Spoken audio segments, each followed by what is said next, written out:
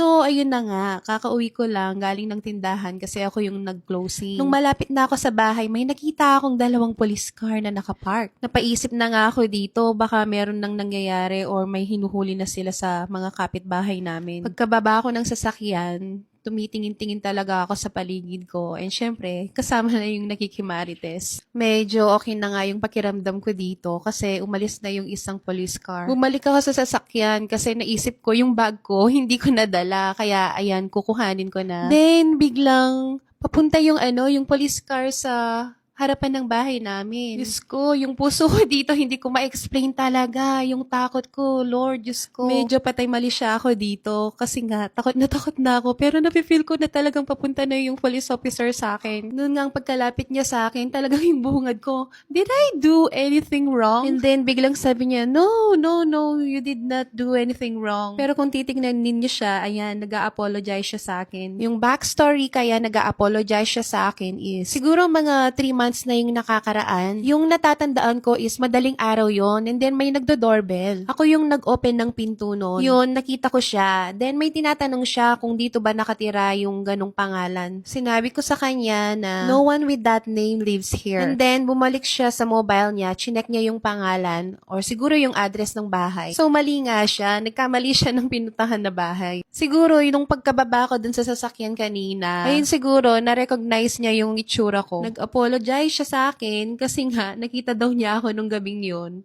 Or I mean, nung madaling araw na yun, natakot yung itsura ko. Tinanong niya ako kung meron akong anak kasi daw meron siyang ibibigay. At ipapakita daw niya yung loob ng sasakyan kung paano sila mag-check ng mga tao, ganyan. Diyos ko, yun na nga, naimasmasan na talaga ako dito. And then sinabi ko, can I take my phone and then take a video and a photo of you and my son together? Nakapag-English pa nga talaga ako dito. Sabi niya, yeah, sure, for sure. Lumabas na rin yung panganay ko dito kasi natakot din siya. Bakit nga may kausap kaming polis? Diyos ko, pati yung mga kapitbahay namin dito, nakikita ko tumutungaw na sa mga bintana nila.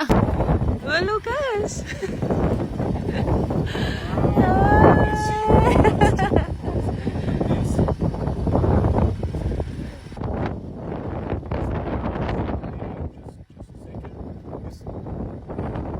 Dito, tinuturuan niya yung anak ko na paano mag-search ng name, yung location ng isang tao. Inaandar niya yung wangwang ng sasakyan. Kaya, ayun, pati yung mga kapitbahay namin talaga lumabas sila dito. So, dito sa part na to, talagang medyo nahiya ako kasi lumabas yung mga kapitbahay namin. Kahit na sobrang takot ako, masasabi ko lang is napakabait ni Mr. Officer.